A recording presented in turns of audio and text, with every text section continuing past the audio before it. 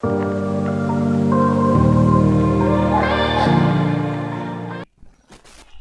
is up, guys? It's Mason once again, and today I have a short but interesting one for you. So I was checking around the internet and I started seeing this video about a 5-year-old Kenyan girl by the name Ariella Tello. I struggled to find like annotated games. Most of the games that I saw of her were videos, and it would take me quite some time to kind of like transcribe them to the board. So fortunately for me, this I think new YouTube channel, I think Rising Youth or something. I'll link the channel in the description. Did an analysis on one of the games she played against a national master. Now this game excuse me was played in a simul format, so the national master was like going round.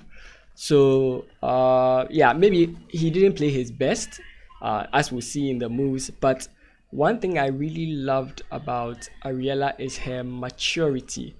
At least for her age, she showed very good understanding and very good principles, which I don't think you find that common here. So without much ado, let's take a look at this. The national master, that is Yada Lies, Algerian plays white and Ariella plays as black. So here we have e4, e5, the Italian. I always say, I vouch for this particular line. If you are new in chess, I don't think some openings are good when you are starting out in chess. Then he goes bishop to c4,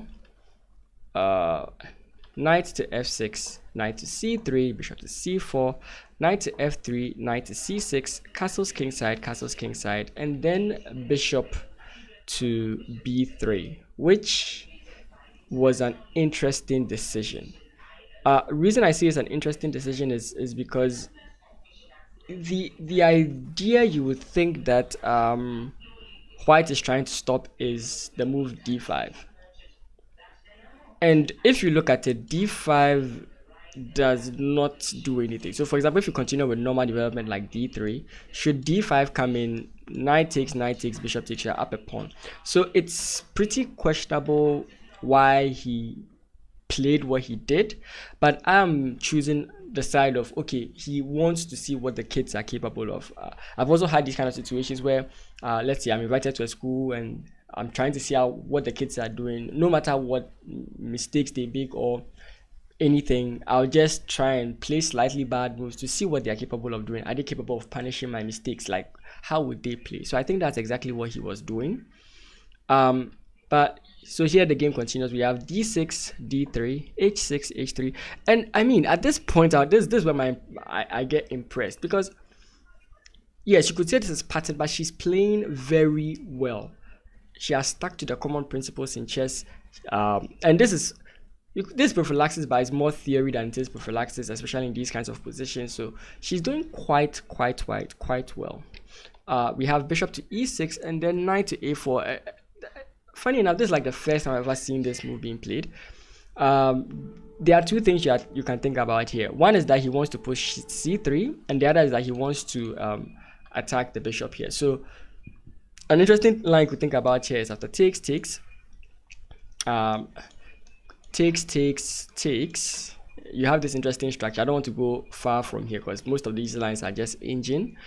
It's a pretty crazy structure.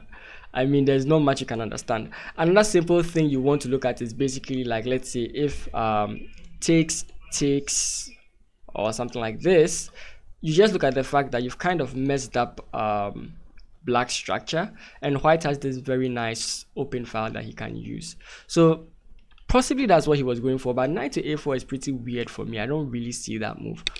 So Ariella decides to play bishop to b6 here. Maybe looking forward to like having her opponent capture the bishop so she can open the file, which is sort of like an advantage to her, considering the fact that the bishop is also already staring down at that pawn. Then we have c3. Like we said, this is a common idea in the Italian. You might want to push your bishop back and then go for d4 at some point. So here I think at this point you would want to play bishop takes b3 to avoid that kind of central thrust or central pressure at your side. But Ariella here plays bishop to a5. I think this is her first questionable move of the game. Yes, to the point I would give to this move is maybe she doesn't want to lose the bishop,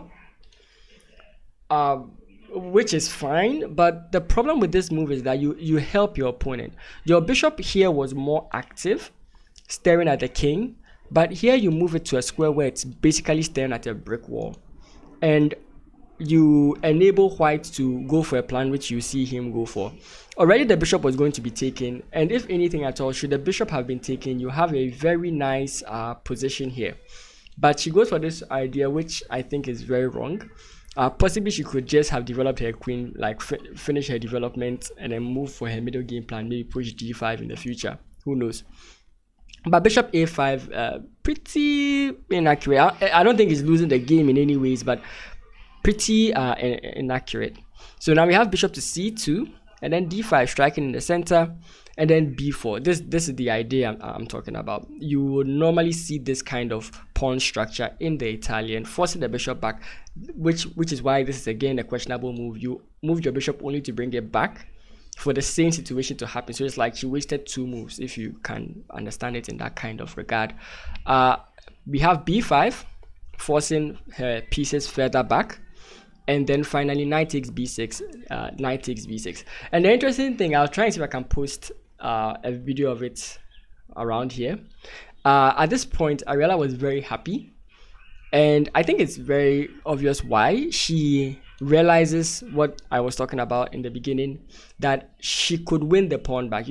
She could win the pawn back. I mean, she's about to lose her e5 pawn, so her seeing this whole idea made her jump for joy. And that was basically what I think she said in the video, is that her rook was suffocated and now her rook can breathe, which I really did love.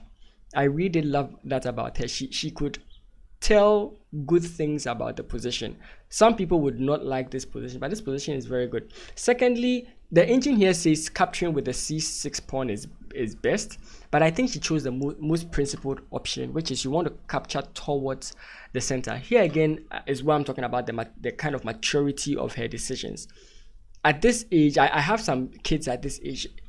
Some of them struggle, right, to understand some of these basic concepts, but to see her perform at this kind of level at this age, I'm just impressed by her. So we have a takes b6, knight takes e5, and then the move you have to see here: d takes e4, d takes e4, rook takes a2, rook takes a2, and then bishop takes a2. And here the national master plays queen to e2, which is not a bad move, but being the kind of player I am, I immediately am drawn to c4. c4 basically locks the bishop in, right? That's what attracts me about this. You lock the bishop in, the game could continue. Maybe a trade of queens. It's going to be very difficult to try and save this bishop. Trying to do it immediately doesn't work. Let's just make a move here. So what black is going to try and do is remaneuver his knight. Let's make a bad move for white here to get his knight here and target these 2 pawns, right? So this is why eventually the bishop comes out. But if you try and force it with a move like c6, you are entering into very annoying territory for yourself, and you're going to make this bishop even worse. But here the national master decides against that and goes queen to e2, avoiding the queen trade. And again, like I said, it's possible he's not playing these kinds of moves to encourage her to play more and to like see what she's capable of. We have bishop to e6. Yes, very good. Not leaving your bishop stuck there. It's possible she saw the c4 move. You could never tell. We have bishop to e3, c6, b takes c6, b takes c6, and then bishop to d4. This move I really did love. I don't know the hidden motive behind this move, but all I know about this move is that it goads c5, right? And which is what Ariella played. It goads c5, and the bishop just goes back. So the question becomes, what was the point? Well, it's simple. You create a weakness you create a weakness with these pawns, and you allow the queen to come into this square and start harassing these guys. Eventually the opponent is going to have to rush back and try and hold these pawns, and whilst your opponent is spending that much time holding these pawns, you can fix your structure or start an attack somewhere or something, right? So this is a very nice, I think, positional idea, unless of course I'm wrong about that. But the fact that that is one of the hidden motifs, I guess, of this move to make your opponents think that, okay, no, you know what, I have to push this bishop back. You just make this kind of mistake, and then you create a weakness in your pawn structure, and your opponent can start attacking you on it. That was very brilliant. But it was in this position that Ariella Tello, she actually didn't resign. She wanted to stop playing. Mind you, she had been sitting down for 5 hours. This is a 5-year-old girl in a simul playing for 5 hours, and the quality of her moves did not drop. That is impressive. That is really impressive for her age, and I'm very, very, very, very expectant to see what she can do in the coming future. The only problem, this is just my kind of like segue to end this, is that a player's ability can be limited to where they are, right? If she were to become like the best player in Kenya, that would be based on the highest rated player in Kenya, right? So her growth could be limited based on where she is. So my hope with making this video and with the other videos that are being shown of her, of course I'll link the channel to which I found this video of her, my hope is that by bringing her name to the limelight, she might get the support she needs to maybe travel abroad, to maybe play in bigger tournaments, gain higher ratings, and achieve her true potential in chess, because she really, really genuinely does love the game of chess. And like I said, I've seen multiple videos of her, and I hope the best for her. I wish the best for her, because it'd be great to see what she can do in the coming future. As always, thank you guys so much for watching this video. More videos to come out. As always, check out the tournaments, check out the streams. I stream Mondays, Tuesdays, and Saturdays, 8:30 p.m. GMT. And I'll see you guys in the next video. Have a great one. Peace.